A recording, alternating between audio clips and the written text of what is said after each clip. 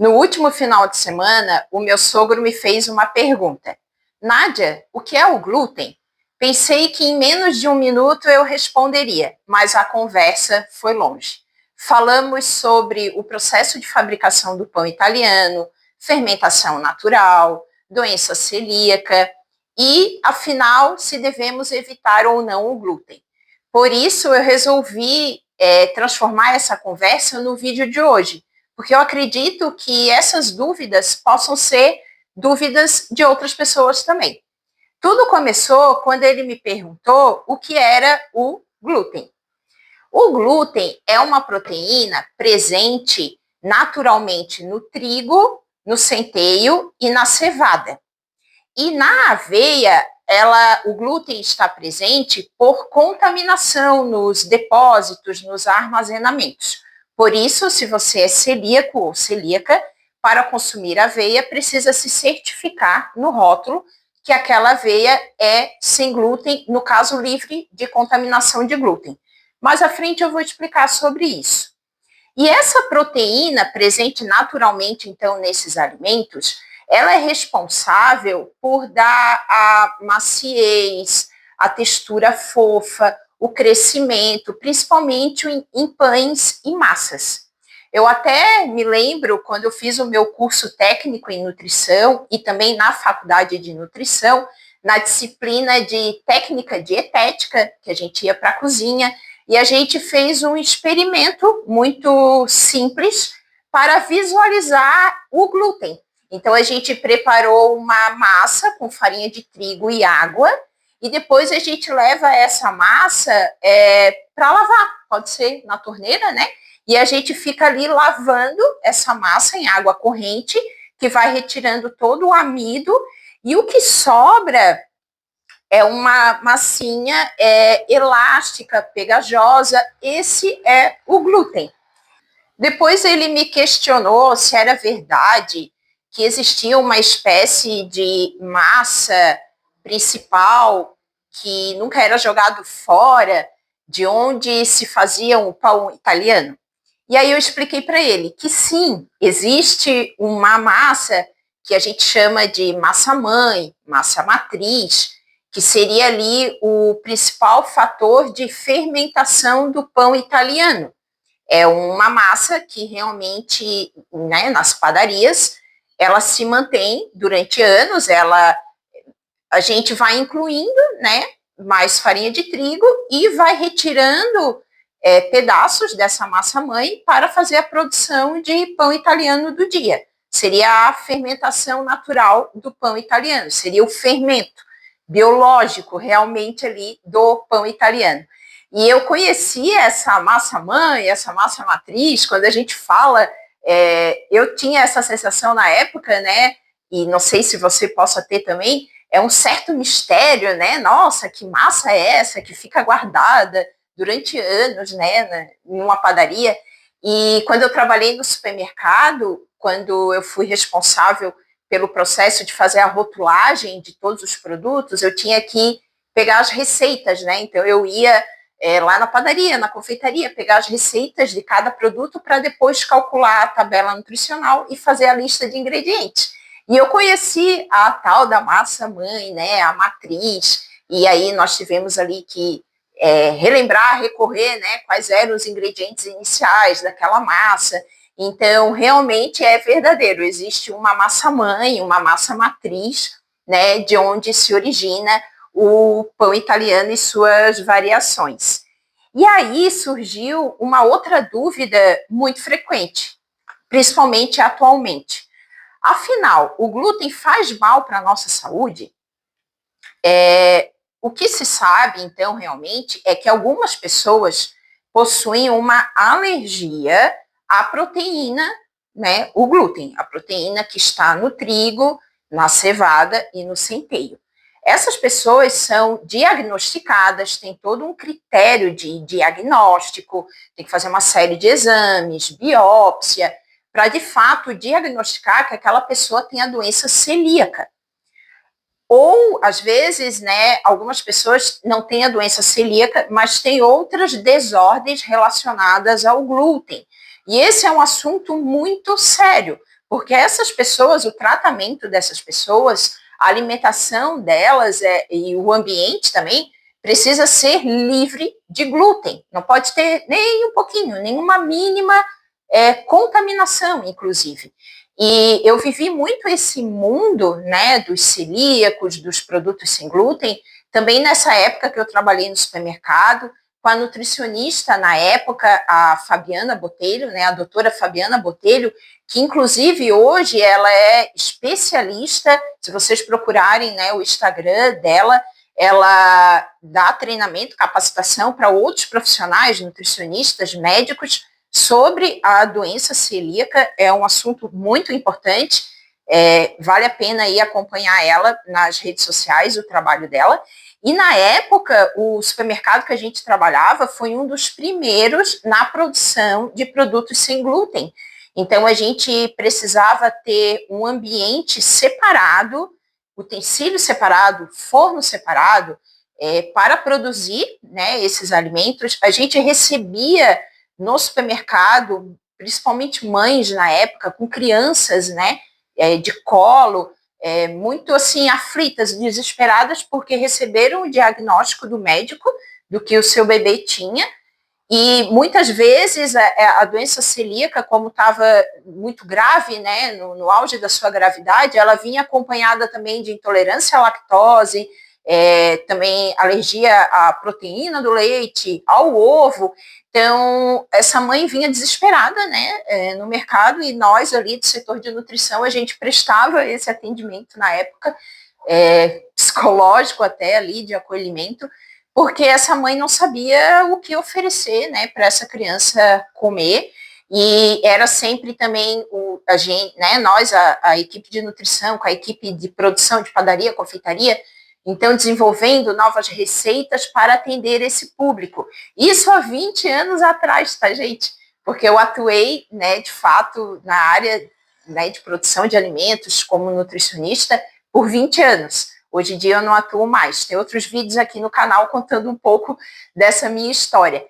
E hoje em dia é muito comum a gente ir nos grandes supermercados e tem, né, um corredor imenso com várias opções de produtos sem glúten, produtos sem lactose. E o que aconteceu nos últimos anos, né? Houve aí uma informação, eu não vou entrar aqui no mérito, né, se isso é verdadeiro ou não, mas eu acho que eu vou acabar emitindo a minha opinião aqui, né, pessoal e profissional também, que no caso o glúten seria um alimento inflamatório para todas as pessoas, e todas as pessoas deveriam retirar o glúten da sua alimentação. Eu acho isso um tanto perigoso, né? Não é bem assim. Quem de fato tem problemas com o diagnóstico correto precisa retirar realmente, mas não é o caso de todo mundo. E com essa informação, principalmente na internet, né, que corre muito rápido, então houve aí um crescimento de produtos sem glúten, mas no sentido de sem o ingrediente que contém glúten. Então se desenvolvem produtos que não tem trigo, que não tem centeio, que não tem cevada, mas muitas vezes é num ambiente onde se produz ou se armazena outros alimentos que contêm glúten, então acaba tendo contaminação, porque essas pessoas que não têm a doença celíaca, né, diagnosticada, ela, né, retira ali o glúten para diminuir a inflamação, para a busca aí de um corpo mais estético, mais bonito, menos inchado, e não tem problema com contaminação. Então aqui eu deixo um alerta, assim, né, o quanto esse assunto é muito sério. E se você hoje produz algum produto sem glúten para atingir esse público fitness, digamos, né, o quanto é importante no rótulo você vai ter que informar, se existe a contaminação, é claro, que esse produto contém glúten. Porque para a doença celíaca, a gente só vai colocar no rótulo não contém glúten se não possui ingredientes e se é livre de contaminação. Daí sim a gente pode colocar não contém glúten no rótulo. E assim, até por curiosidade, eu lembro, né, daí lá no mercado onde eu trabalhava, por exemplo, lá na confeitaria a gente fazia cocada. Cocada é coco e açúcar, não tem nenhum ingrediente de glúten. E a gente poderia, então, colocar no rótulo, não contém glúten, mas era feito dentro da confeitaria, né, com outro, onde tinha produção de outros produtos com trigo, então esse alimento era contaminado. Depois a gente veio a produzir a cocada dentro do setor sem glúten, para ter mais uma opção para o público celíaco, e daí sim a gente botou na rotulagem que aquele produto não continha glúten, né? E aí, a gente entrou no assunto, eu trouxe esse assunto na nossa conversa, um exemplo sobre os pães integrais. Porque aí, o que aconteceu nos últimos anos, né? Aí começaram a demonizar o pãozinho, né, de trigo e uma supervalorização dos pães integrais, aqueles industrializados de pacote, que oh, meu Deus. Que daí tem outros ingredientes junto, chia, linhaça, castanha. E outro dia eu estava no corredor, né, no mercado ali, e eu perdi ali alguns minutos lendo. Não, vou parar de novo, porque de tempo em tempo eu paro para ler a lista de ingredientes, né, desses pães, porque atualmente a gente não consome esses pães aqui em casa. E eu pensei, vai que mudou alguma coisa, né? Mas eu fui, várias marcas, vários modelos, e quando a gente vai comprar um pão integral, então fica até aqui a dica, né? É importante que o primeiro ingrediente seja farinha de trigo integral ou alguma outra farinha integral para justificar que esse pão é integral, mas quase sempre, em sua maioria, daí o segundo ingrediente é a farinha de trigo branca, né, tradicional, e quem estava lá? O glúten. Em todos os rótulos que eu li de várias marcas, existia como ingrediente o glúten adicionado, além do glúten já presente na farinha de trigo integral e na farinha de trigo branca, né? Então, porque o glúten é inflamatório para todo mundo. Será que é o glúten ou o excesso, né? Então, assim, a gente consumindo alimentos no nosso dia a dia com excesso de glúten, tem glúten adicionado, a nossa alimentação como um todo é muito, eu digo assim, pobre. Então, de manhã é pão, no almoço, uma massa, um macarrão, uma pizza, café da tarde, pão de novo, na janta, um hambúrguer, uma pizza de novo, entende? Eu acho que eu já estou até indo já para a conclusão aqui do vídeo. E aí também me fez lembrar uma opção, né, também que a gente tem hoje em dia são os pães de fermentação natural. Realmente eles são uma boa opção? Sim, pela questão da fermentação natural, é uma fermentação mais lenta, e essa fermentação mais lenta, ela vai consumindo ali, de certa forma, até um pouco do glúten. Não que o pão de fermentação natural, ele é sem glúten, ou comprovadamente menos glúten, mas ele acaba sendo um produto final muito diferente desse pão integral que eu mencionei, que tem, não é uma fermentação natural, e ainda eles adicionam glúten, entende? Isso me faz lembrar também de uma amiga muito querida, tenho saudade dos nossos jantares, né, porque hoje ela está morando lá nos Estados Unidos. Ela me convidava para jantar na casa dela, e, gente, olha que benção. Um dia era pizza, ela mesma fazia a massa da pizza de fermentação natural. Um dia era massa, né, macarrão, talherim, ela mesma fazia a massa. Então, esse tipo de alimento que é mais próximo do caseiro, do natural, mesmo que contenha glúten, ele é infinitamente mais saudável, né, do que algo industrializado, que daí, outro ponto, às vezes se culpa muito o glúten, se culpa muito a lactose, enfim, né, seria outro assunto aqui. Mas aí esse produto que a gente está consumindo, como o pão ali integral, né, tem farinhas, tem glúten adicionado, tem açúcar, às vezes tem o óleo de soja. Então, o problema nunca é um ingrediente isolado, né? Seria ali a questão da composição daquele alimento e o contexto na nossa alimentação. E eu tenho outro vídeo aqui também que eu falo sobre os carboidratos em geral, que entra nesse assunto também da questão do glúten, onde eu trago essa reflexão. Porque, né, lá a França, a Itália, a base da alimentação deles é muita massa, muito pão. Eu acompanho também os vlogs de umas meninas coreanas, japonesas, e o quanto elas também consomem um pão, só que um pão, né, mais caseiro, mais de fermentação natural, mais simples.